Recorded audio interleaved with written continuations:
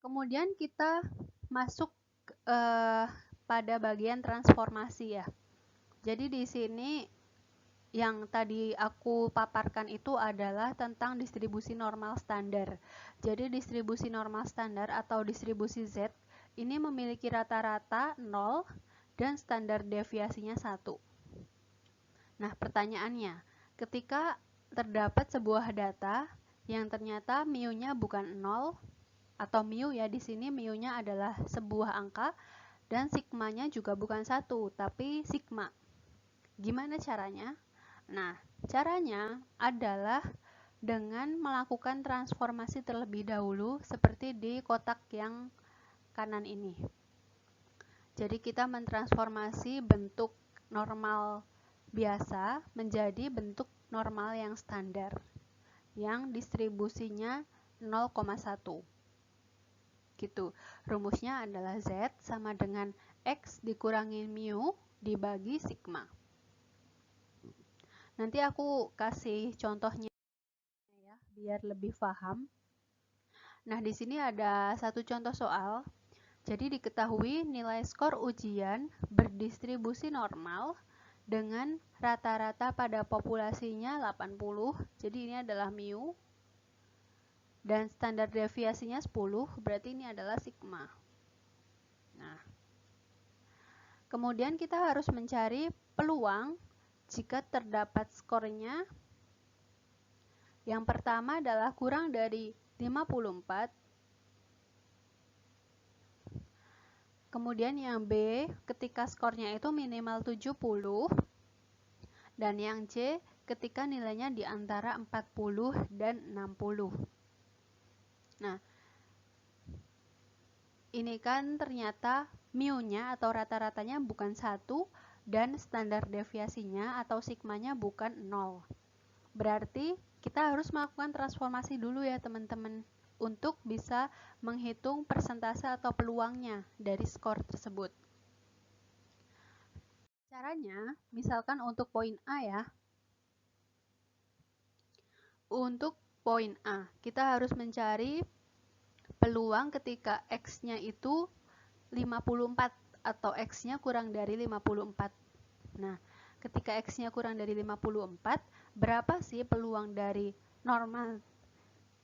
Berapa sih peluang dari X kurang dari 54?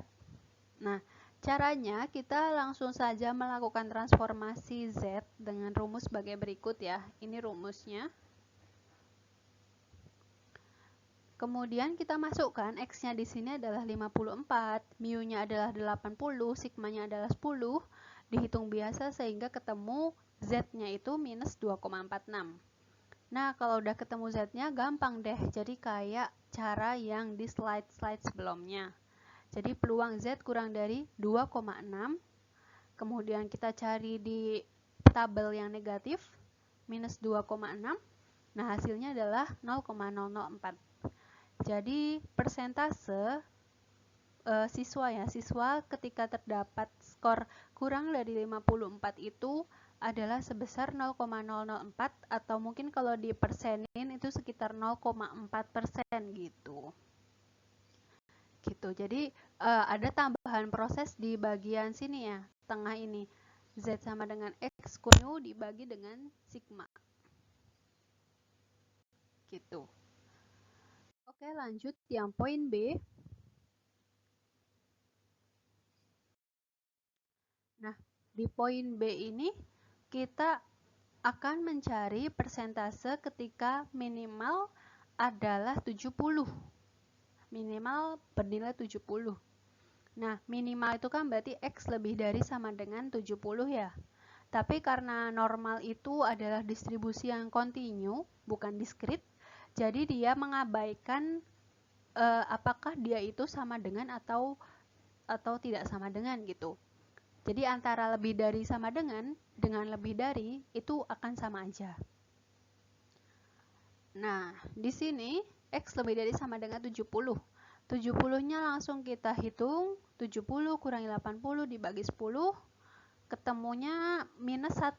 Z-nya adalah minus 1. Tapi ingat ya teman-teman, di sini adalah X lebih dari 70.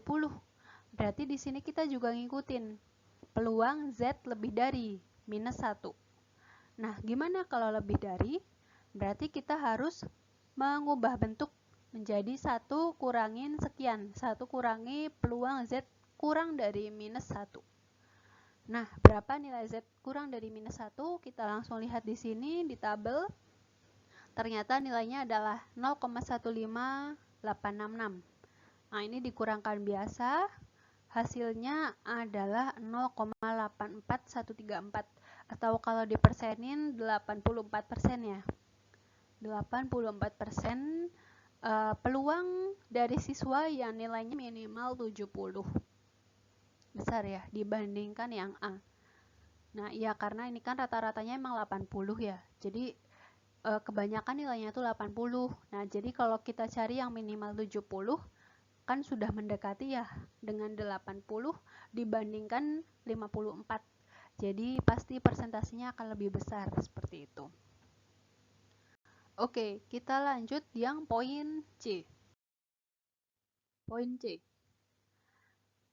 Nah, untuk poin C ini ada interval. Jadi kita ingin menghitung peluang jika terdapat skor yang antara 40 sampai 60. Nah, gimana kalau interval? Ini sama persis seperti yang sebelum-sebelumnya. Jadi di interval ini kita mencari 2 kali transformasi ya. Perhitungannya dilakukan 2 kali. Untuk nilai 60 ini berapa? Nilai Z-nya ternyata minus 2. Kemudian untuk X yang kurang dari 40 ternyata nilai Z-nya adalah minus 4. Nah, berarti kita tinggal saja menghitung peluang dari Z kurang dari 2 dikurangin peluang Z kurang dari minus 4. Nah, jadi dari bentuk yang atas ini ya teman-teman, dari bentuk yang atas ini kita peroleh bentuk menjadi Z seperti yang di bawah.